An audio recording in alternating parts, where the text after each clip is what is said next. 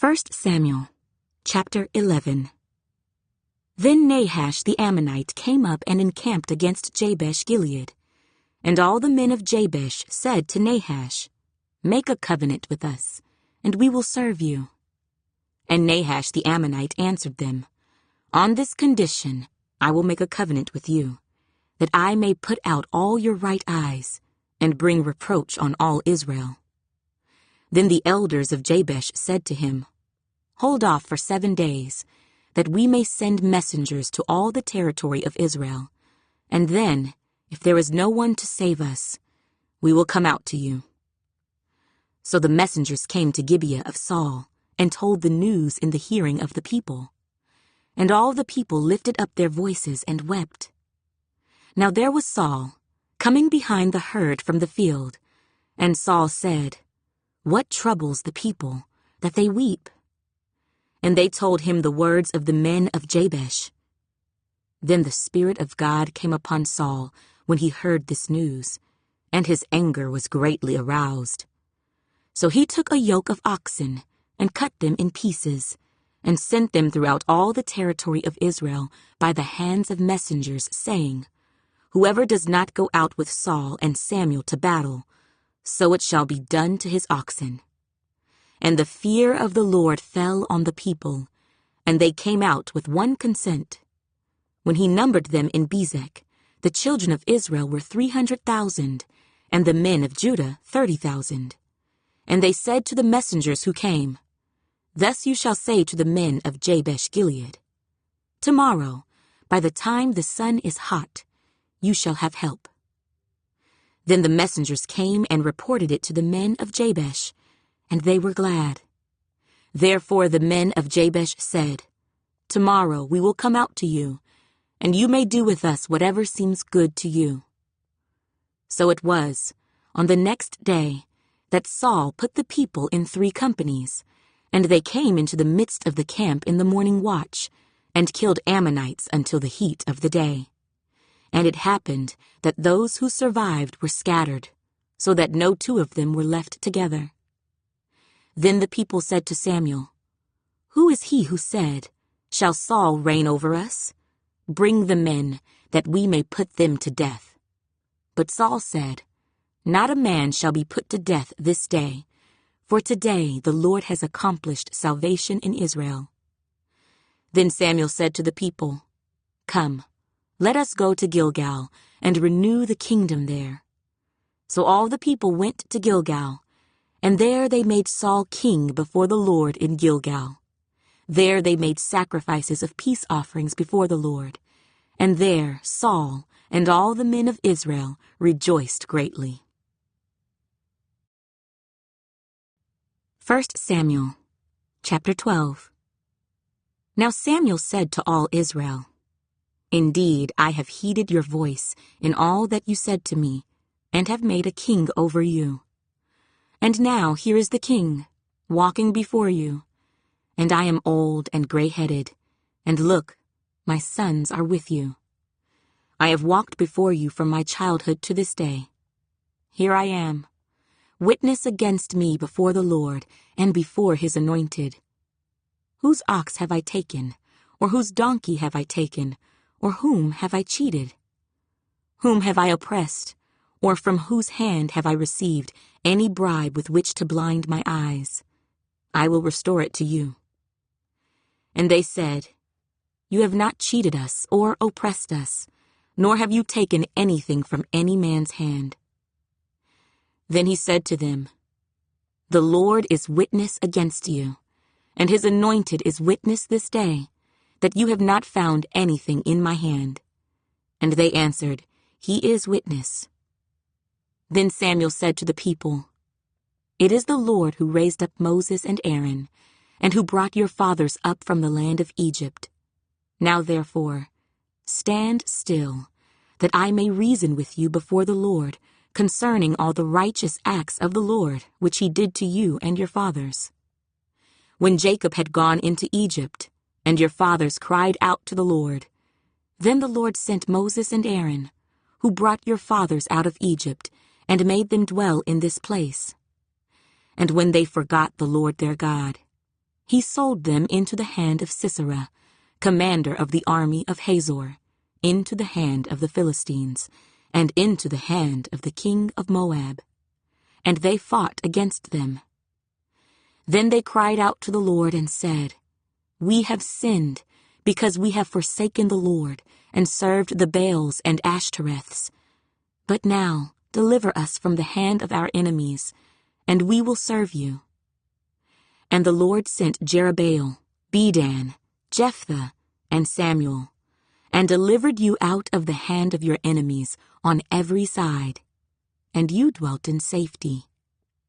And when you saw that Nahash, king of the Ammonites, came against you, you said to me, "No, but a king shall reign over us," when the Lord your God was your king. Now therefore, here is the king whom you have chosen, and whom you have desired. And take note, the Lord has set a king over you. If you fear the Lord and serve him and obey his voice, and do not rebel against the commandment of the Lord, then both you and the king who reigns over you will continue following the Lord your God. However, if you do not obey the voice of the Lord, but rebel against the commandment of the Lord, then the hand of the Lord will be against you, as it was against your fathers.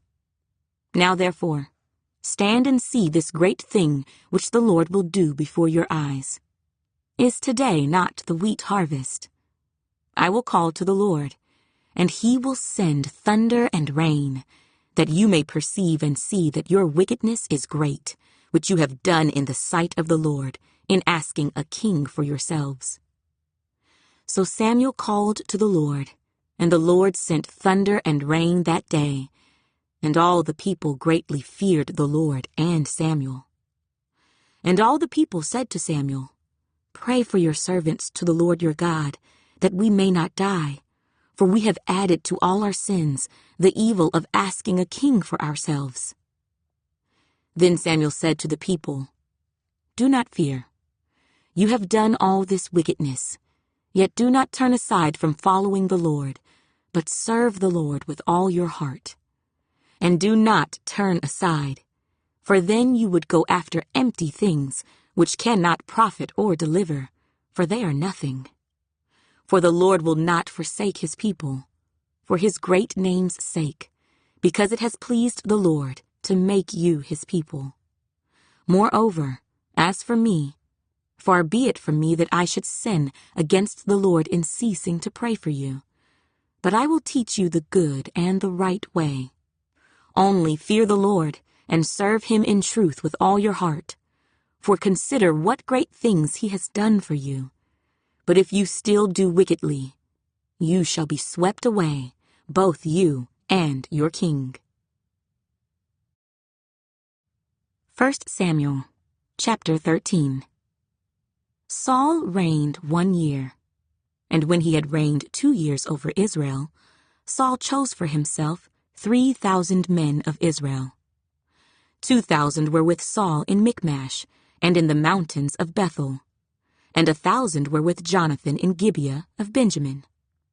The rest of the people he sent away, every man to his tent. And Jonathan attacked the garrison of the Philistines that was in Geba, and the Philistines heard of it. Then Saul blew the trumpet throughout all the land, saying, "Let the Hebrews hear." Now all Israel heard it said that Saul had attacked a garrison of the Philistines, and that Israel had also become an abomination to the Philistines. And the people were called together to Saul at Gilgal. Then the Philistines gathered together to fight with Israel, 30,000 chariots and 6,000 horsemen, and people as the sand which is on the seashore in multitude. And they came up and encamped in Michmash, to the east of Beth-aven. When the men of Israel saw that they were in danger, for the people were distressed, then the people hid in caves, in thickets, in rocks, in holes, and in pits. And some of the Hebrews crossed over the Jordan to the land of Gad and Gilead. As for Saul, he was still in Gilgal, and all the people followed him trembling. Then he waited 7 days, according to the time set by Samuel. But Samuel did not come to Gilgal, and the people were scattered from him. So Saul said, "Bring a burnt offering and peace offerings here to me." And he offered the burnt offering. Now it happened, as soon as he had finished presenting the burnt offering, that Samuel came, and Saul went out to meet him, that he might greet him. And Samuel said, "What have you done?" Saul said, "When I saw that the people were scattered from me, and that you did not come within the days appointed, and that the Philistines gathered together at Michmash, then I said, the Philistines will now come down on me at Gilgal, and I have not made supplication to the Lord. Therefore I felt compelled, and offered a burnt offering." And Samuel said to Saul, "You have done foolishly. You have not kept the commandment of the Lord your God, which he commanded you. For now the Lord would have established your kingdom over Israel forever. But now your kingdom shall not continue. The Lord has sought for himself a man after his own heart, and the Lord has commanded him to be commander over his people, because you have not kept what the Lord commanded you." Then Samuel arose and went up from Gilgal to Gibeah of Benjamin. And Saul numbered the people present with him, about 600 men. Saul, Jonathan his son, and the people present with them remained in Gibeah of Benjamin. But the Philistines encamped in Michmash. Then raiders came out of the camp of the Philistines in 3 companies. One company turned onto the road to Ophrah, to the land of Shual. Another company turned to the road of Beth-horon, and another company turned to the road of the border that overlooks the valley of Zeboim, toward the wilderness. Now there was no blacksmith to be found throughout all the land of Israel, for the Philistines said, "Lest the Hebrews make swords or spears." But all the Israelites would go down to the Philistines to sharpen each man's plowshare, his mattock, his axe, and his sickle. And the charge for sharpening was a pim for the plowshares, the mattocks, the forks, and the axes, and to set the points of the goads. So it came about, on the day of battle, that there was neither sword nor spear found in the hand of any of the people who were with Saul and Jonathan, but they were found with Saul and Jonathan his son. And the garrison of the Philistines went out to the pass of Michmash. 1 Samuel, chapter 14. Now it happened one day that Jonathan, the son of Saul, said to the young man who bore his armor, "Come, let us go over to the Philistines' garrison that is on the other side." But he did not tell his father. And Saul was sitting in the outskirts of Gibeah, under a pomegranate tree, which is in Migron. The people who were with him were about 600 men. Ahijah, the son of Ahitub, Ichabod's brother, the son of Phinehas, the son of Eli, the Lord's priest in Shiloh, was wearing an ephod. But the people did not know that Jonathan had gone. Between the passes by which Jonathan sought to go over to the Philistines' garrison, there was a sharp rock on one side, and a sharp rock on the other side. And the name of one was Bozez, and the name of the other Seneh. The front of one faced northward opposite Michmash, and the other southward opposite Gibeah. Then Jonathan said to the young man who bore his armor, "Come, let us go over to the garrison of these uncircumcised. It may be that the Lord will work for us. For nothing restrains the Lord from saving by many or by few." So his armor-bearer said to him, "Do all that is in your heart. Go then. Here I am with you, according to your heart." Then Jonathan said, "Very well. Let us cross over to these men, and we will show ourselves to them. If they say thus to us, 'Wait until we come to you,' then we will stand still in our place and not go up to them. But if they say thus, 'Come up to us,' then we will go up. For the Lord has delivered them into our hand, and this will be a sign to us." So both of them showed themselves to the garrison of the Philistines. And the Philistines said, "Look, the Hebrews are coming out of the holes where they have hidden." Then the men of the garrison called to Jonathan and his armor-bearer and said, "Come up to us, and we will show you something." Jonathan said to his armor-bearer, "Come up after me, for the Lord has delivered them into the hand of Israel." And Jonathan climbed up on his hands and knees with his armor-bearer after him, and they fell before Jonathan. And as he came after him, his armor-bearer killed them. That first slaughter which Jonathan and his armor-bearer made was about 20 men within about half an acre of land. And there was trembling in the camp, in the field, and among all the people. The garrison and the raiders also trembled, and the earth quaked, so that it was a very great trembling. Now the watchmen of Saul in Gibeah of Benjamin looked, and there was the multitude melting away, and they went here and there. Then Saul said to the people who were with him, "Now call the roll and see who has gone from us." And when they had called the roll, surprisingly, Jonathan and his armor-bearer were not there. And Saul said to Ahijah, "Bring the ark of God here." For at that time the ark of God was with the children of Israel.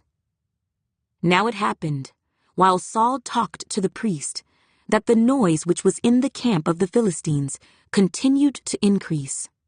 So Saul said to the priest, "Withdraw your hand." Then Saul and all the people who were with him assembled, and they went to the battle. And indeed every man's sword was against his neighbor, and there was very great confusion. Moreover, the Hebrews who were with the Philistines before that time, who went up with them into the camp from the surrounding country, they also joined the Israelites who were with Saul and Jonathan. Likewise, all the men of Israel who had hidden in the mountains of Ephraim, when they heard that the Philistines fled, they also followed hard after them in the battle. So the Lord saved Israel that day, and the battle shifted to Beth-aven.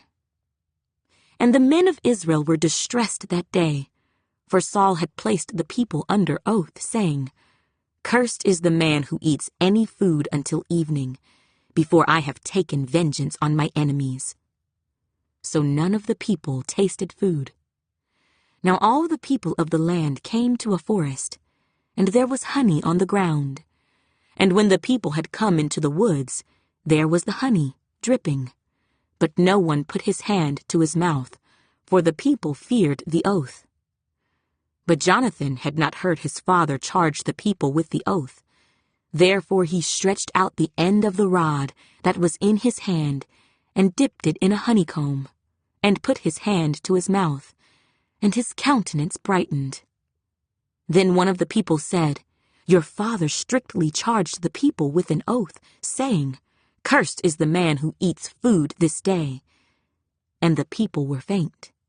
But Jonathan said, "My father has troubled the land. Look now, how my countenance has brightened, because I tasted a little of this honey. How much better if the people had eaten freely today of the spoil of their enemies which they found. For now would there not have been a much greater slaughter among the Philistines?" Now they had driven back the Philistines that day from Michmash to Ajalon. So the people were very faint. And the people rushed on the spoil, and took sheep, oxen, and calves, and slaughtered them on the ground, and the people ate them with the blood.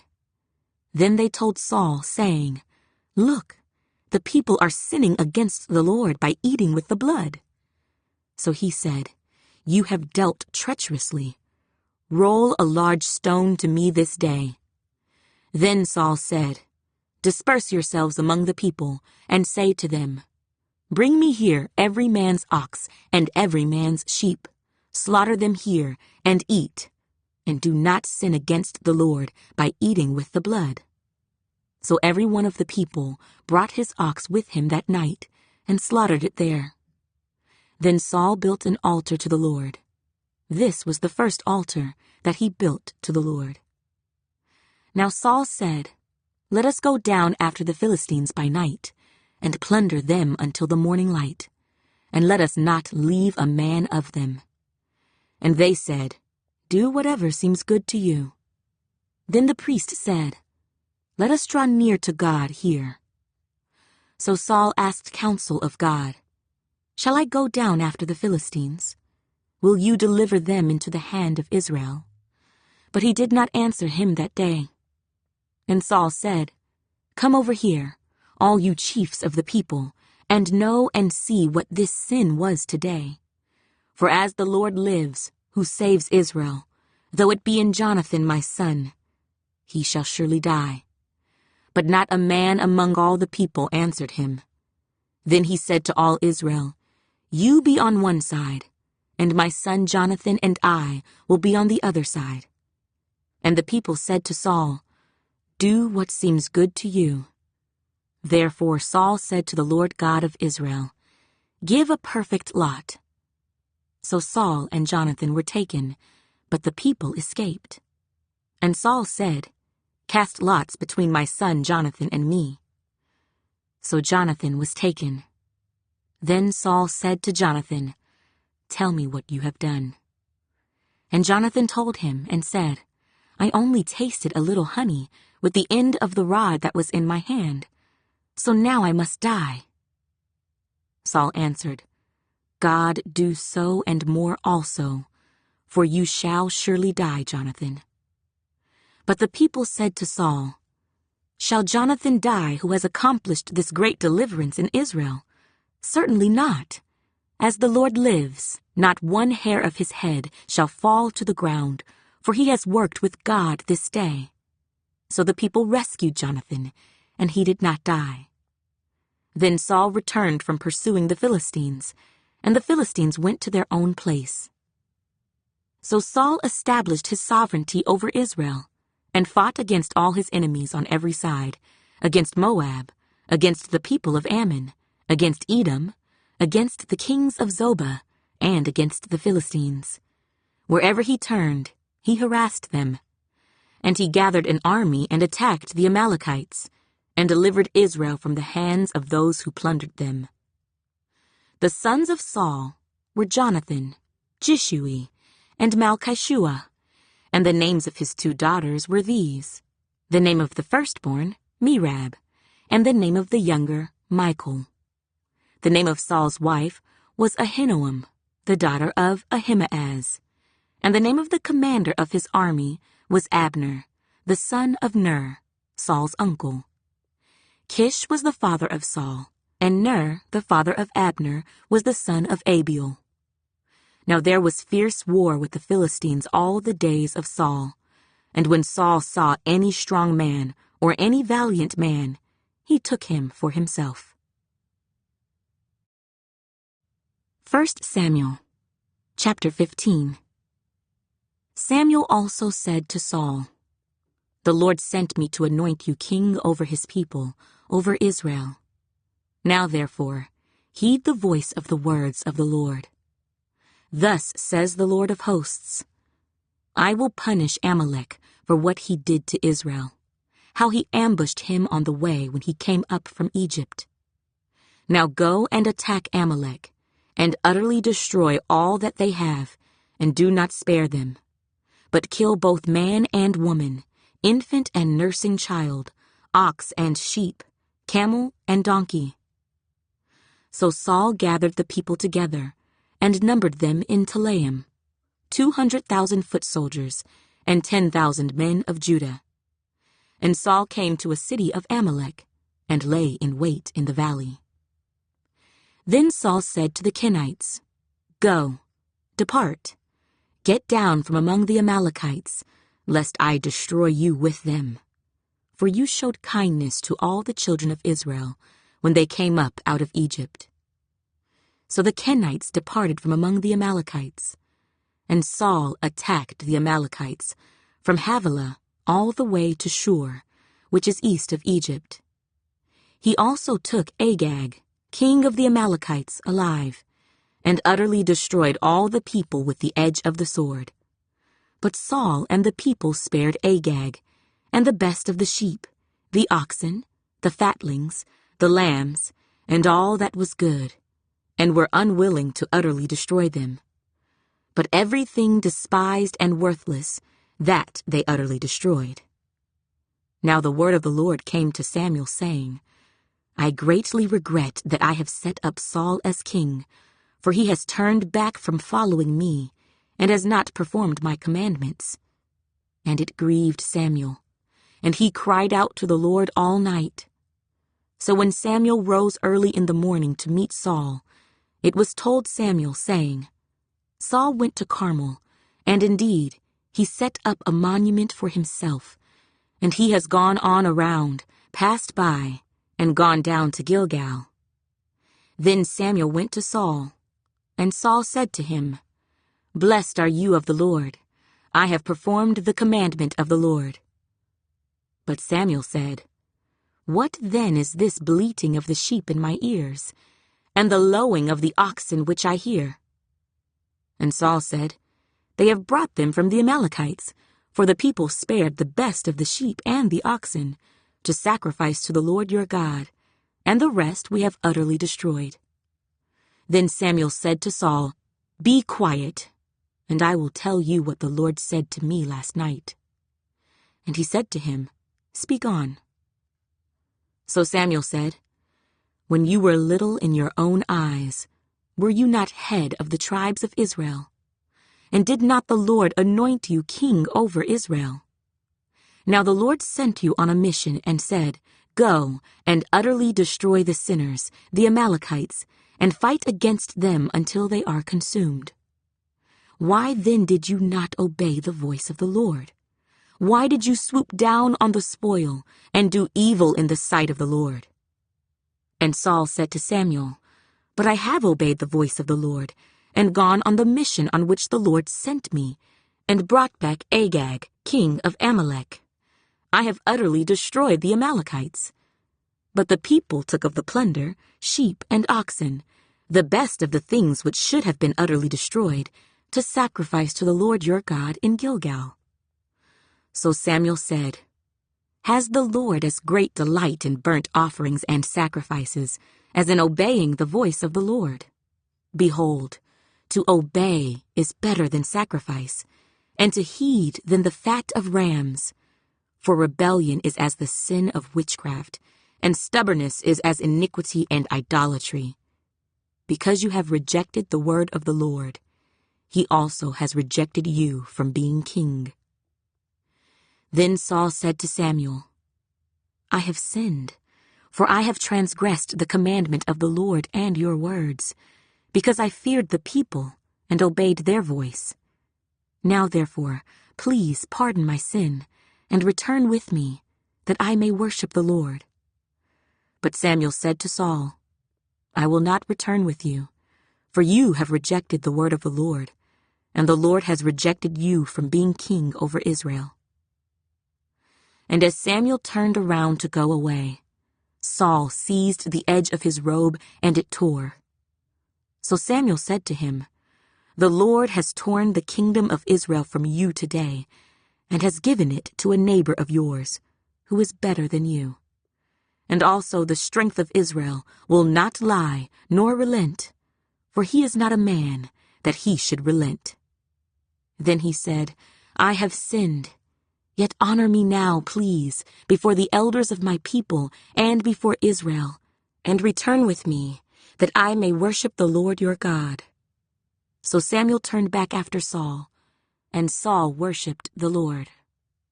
Then Samuel said, Bring Agag, king of the Amalekites, here to me. So Agag came to him cautiously. And Agag said, Surely the bitterness of death is past. But Samuel said, As your sword has made women childless, so shall your mother be childless among women. And Samuel hacked Agag in pieces before the Lord in Gilgal. Then Samuel went to Ramah, and Saul went up to his house at Gibeah of Saul. And Samuel went no more to see Saul until the day of his death. Nevertheless, Samuel mourned for Saul, and the Lord regretted that he had made Saul king over Israel. 1 Samuel